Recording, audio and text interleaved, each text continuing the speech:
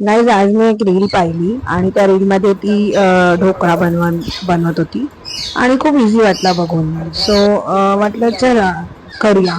आणि स्नॅक्सचा वेळ झालेला तर म्हटलं की चल करून बघूया. आणि ह्या ढोकळ्याला नाव देईन मी फसलेला ढोकळा, कारण की तो पूर्णपणे फसलेला आहे. जसं जसं तिने सांगितलं अगदी मी तसं तसं केलं. आणि ते बॅटर सुद्धा फुगलं.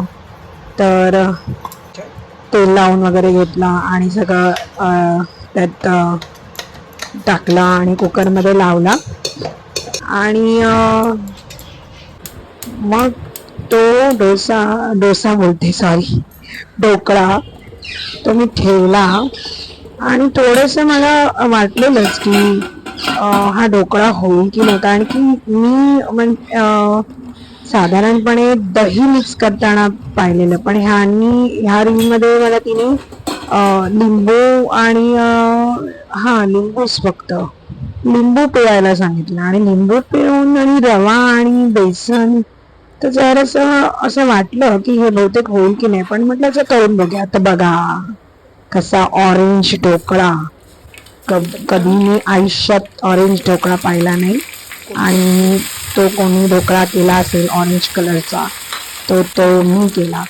असं वाटलं की लाफ्टर शेफ चॅलेंज मध्ये गेली मी.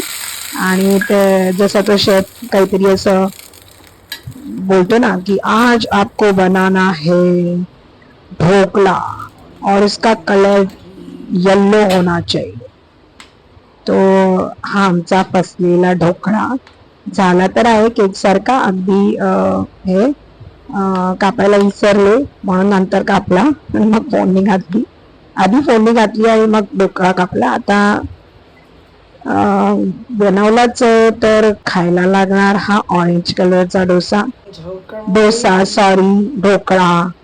आणि हा ढोकळा खाल्ला आणि तो फसला.